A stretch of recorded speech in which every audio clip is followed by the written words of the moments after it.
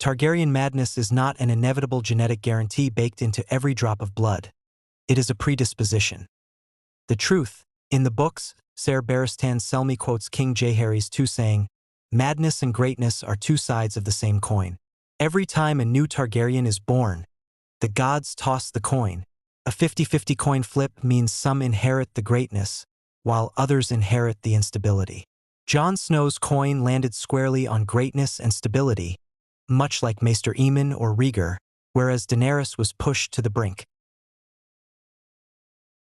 Genetics only provide the gunpowder. Environment and trauma pull the trigger. The truth. Jon Snow grew up with a stable, loving father figure in Ned Stark, clear moral boundaries, and a sense of duty drilled into him. Daenerys grew up exiled, hunted, abused by her brother Viserys, and constantly told that the world owed her a throne.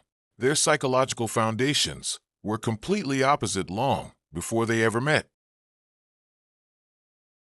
The coin flip isn't a guarantee for everyone. Targaryen madness is not an inevitable genetic trait baked into every drop of blood. As Ser Barristan Selmy explicitly states in the books, quoting King Jaehaerys II, "Madness and greatness are two sides of the same coin. Every time a new Targaryen is born, the gods toss the coin."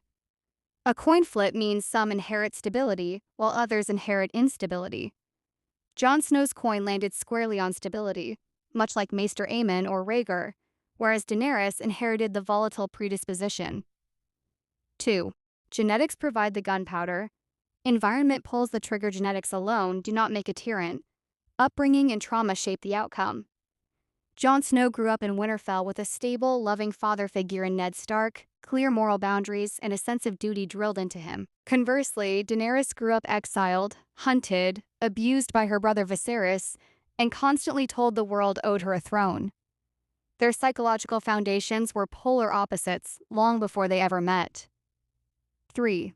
The one-episode fallacy and the loss of checks and balances. Daenerys didn't just snap or change in one episode. Season 8, Episode 5 was simply the moment her lifelong isolation became total. Throughout all 8 seasons, her default instinct for handling obstacles was severe violence, but she relied heavily on advisors like Jorah Mormont, Barristan Selmy, and Missandei to check her worst impulses.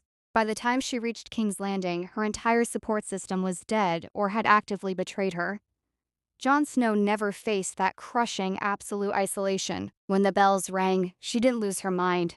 She made a calculated, tragic choice to rule through fear because she realized Westeros would never give her love. Prove your point. In Season 5, The Marine Pit. When the Sons of the Harpy rebelled, Daenerys wanted to burn the noble family's pyramids to ashes. Ser Barristan Selmy had to step in and explicitly warn her about her father, the Mad King, explaining that Aerys also thought he was doing the right thing when he burned people. Season 7, The Gold Road Attack. When she grew frustrated with Tyrion's failed plans, her immediate reaction was to take 3 dragons straight to the Red Keep and turn it into a furnace.